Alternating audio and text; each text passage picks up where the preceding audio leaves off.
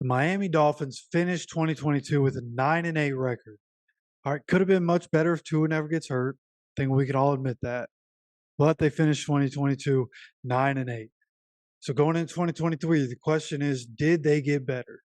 And in my opinion, the Dolphins did a good job of acquiring talent this offseason, and Tua has taken steps to help himself be able to stay on the field. Okay, now one of the moves for the Dolphins was bringing in Jalen Ramsey. Unfortunately, for the Dolphins, Ramsey went down on July 28th and had to have surgery to repair a fully torn meniscus. He could be back by the end of the season, but at his age, it's tough to know if there's really a 100% chance that he's going to heal fast enough to be back this season. So it's a huge loss. He was supposed to fill a hole for them. You know, they went and drafted Cam Smith, which was a great draft pick. I think he'll be great in the pros. But Jalen Ramsey is Jalen Ramsey, right? So I thought they'd have him going into the season. That kind of changes things a little bit for the Dolphins. But again, Cam Smith should be fine.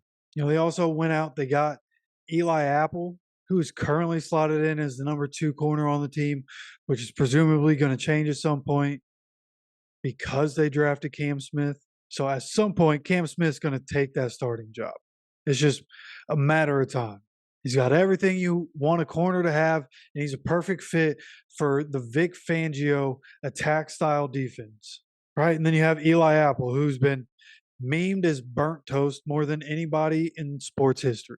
Now, someone else the Dolphins added to the secondary was Deshaun Elliott for strong safety. And honestly, this was one of my favorite moves of the entire offseason. The things that they're going to have Deshaun Elliott do in the Vic Fangio defense are defensive lovers' wet dream. Again, Vic Fangio, he runs a 3-4 defense. It's an attack style defense. Sean Elliott's going to be all over the field, and he has the athleticism to be all over the field making plays. So run game, pass game, he's going to disrupt a lot of things.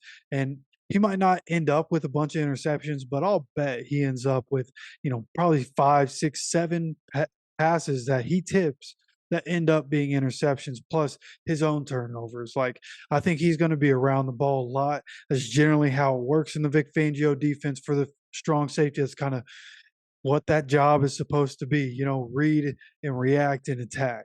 So I think Deshaun Elliott has a chance to be really good for the Dolphins, a really underrated signing for the Dolphins.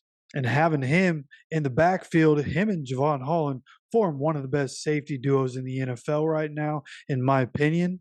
And I think they're going to put people on notice of that this upcoming season. Okay, now the weakness of the Dolphins, like most teams, is the depth.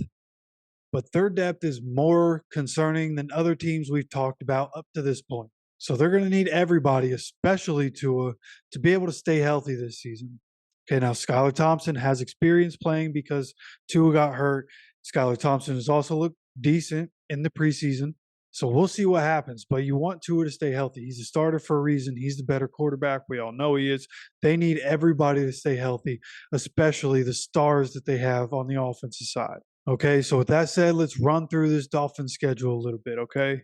In my projections, Dolphins have the 4th highest strength of schedule and the 2nd highest strength of victory. Okay, so you go through the weeks real quick. They start the season with the Chargers.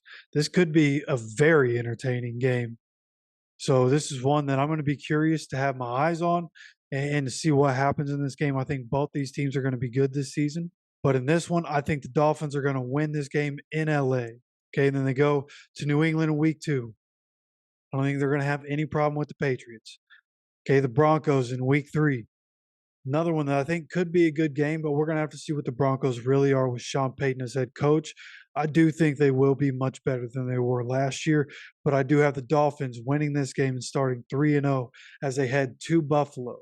And to start the season with 3 of your first 4 games being on the road kind of sucks, but that means as you move on in the season, you're going to end up with more home games than road games. So maybe that'll play into their advantage. Again, they start the season 3-0. And then go to Buffalo. And in week 4, what it really comes down to for me is it's in Buffalo. So I gave Buffalo the win. I think these are both going to be good teams, but they're in each other's division.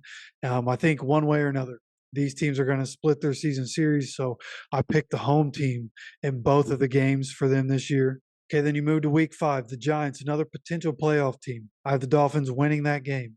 Then the Panthers in week 6. This is another home game for the Dolphins. And even though I think the Dolphins are a better team, sometimes there's those teams that you just don't match up well with. And I don't think this team matches up well with the Panthers. I think the Panthers are going to be able to get after Tua in this game. And I honestly think the Panthers offense by this point, Bryce Young has had a little time to get into the NFL, but he's coming in. We all know Bryce Young is the most polished of all the rookie quarterbacks. So by this point, I think he'll look pretty freaking good.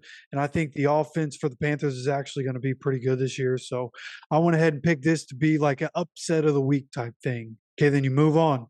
The Dolphins play the Eagles in week 7. The Eagles just went to the Super Bowl. And for all the Dolphins fans watching this that are mad that I just had you losing to the Panthers, I have you beating the Eagles in Philadelphia. So there you go. Okay. And then you move on to week 8. They play the Patriots once again. Patriots aren't a problem. So the Dolphins beat the Patriots. And then in week 9, they go to Germany to play the Kansas City Chiefs. This is a very interesting game. I think this has a chance to be a very entertaining game. Maybe one of the best games of the entire season, honestly. Wouldn't be surprised if it was one of the higher scoring games of the season. But at the end of the day, I do have the Dolphins losing this game to Patrick Mahomes and the Chiefs. Okay, and then the Dolphins get a bye week in week 10. Makes sense. Coming back from overseas, go and get a bye week. Then in week 11, shouldn't have any problems with the Raiders. Week 12, it's the Jets. I think that's going to be a difficult game for the Dolphins. I think it could be a really, really good game, though. And at the end of the day, I have the Jets beating the Dolphins in week 12. Okay, but then you look at the Dolphins. Last 6 games, they get Washington, Tennessee, the Jets again, the Cowboys, the Ravens, and the Bills. And out of all those games, the only one that I have the Dolphins losing is the game against the Ravens.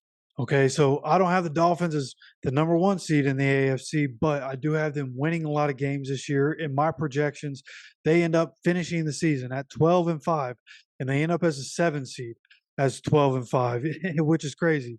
But if you look at the AFC, like the AFC is stacked. I have 9 total teams with a winning record in the AFC. Like it's just stacked, especially top heavy with the quarterbacks that you have in the AFC.